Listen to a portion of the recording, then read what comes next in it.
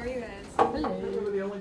We're debunking this myth that it's hard to get to your members of Congress. I have two letters for Senator Duckworth from the same woman in Ottawa, Illinois. Her concerns about letting Robert Mueller do his work unimpeded, and some concern about some of the language and attitudes the president is displaying toward other people. Okay. So I'd appreciate if you pass those on to the right person. And Yeah, for sure.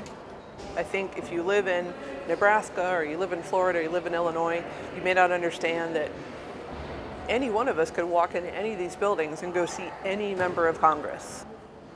Heard on the Hill is an advocacy organization. According to their website, they, quote, cut through barriers by visiting members' offices on Capitol Hill on behalf of frustrated constituents. I am going the right way, right?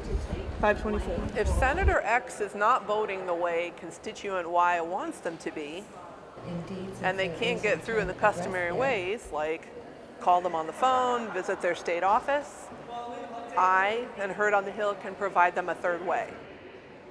It's for any idea that the constituent wants to write about. How impactful this is, though, remains to be seen. We spoke to a former communications staffer on Capitol Hill who explained how mail was processed in the office she worked in. She said that the manner in which a letter is delivered is less important than how many letters are delivered and what they contain. And we're going that way, You right? guys are going around the security. We're going out the building. The secret Yep. way. Okay.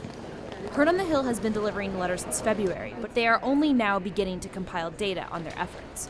There aren't any rules for who the Herd accepts letters from: Republicans, Democrats, Green Party, Independents, anyone. But the subject matter itself skews one direction.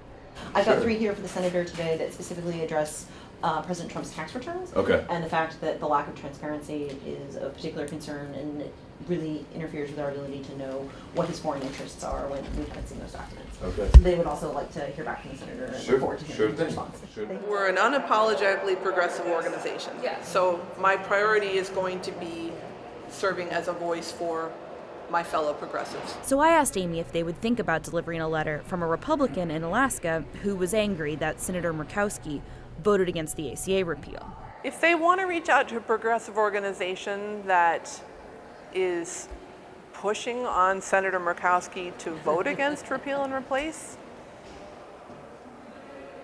I'll cross that bridge when I come to it.